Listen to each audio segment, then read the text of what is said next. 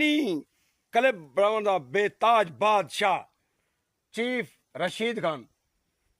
ये मेरे प्यारे भाई तई मिल गए अस आए वजह से मट चंडिया विजिट करण इनके बरकत भाई साढ़े नाल कोई एक अद्धी वीडियो बनाई वन क्योंकि ये मेरा भाई अपनी पूरी टीम दे नाल वीडियो बने वे तुसां तो एक बंदा कैमरा चा भज वेंदे वे आओ सी फिलहाल लेकिन इनकी पूरी टीम ही वे जो कि मट चांडिया के अंदर अपनी सकाफत को उजागर करन अपने पहाड़ के इलाके के कल्चर को उजागर करन दोस्त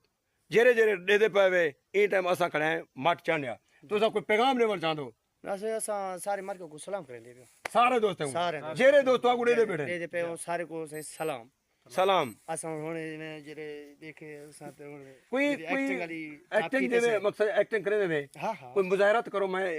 अपने इंदे ते तो दिखा कला दा बंदा केरा टाइपिंग करूं तो टाइपिंग सारा आई हो ऐसा बस में फनी वीडियो कला कला ए जेरे ग्रुप नाल अच्छा अच्छा ग्रुप नाल असा अपने ओ जेरी टाइपिंग बढ़ाए से ओ हुन वीडियो बड़े सो चलो ठीक है love you okay thank you हाला प्यार मोहब्बत लव यू ठीक है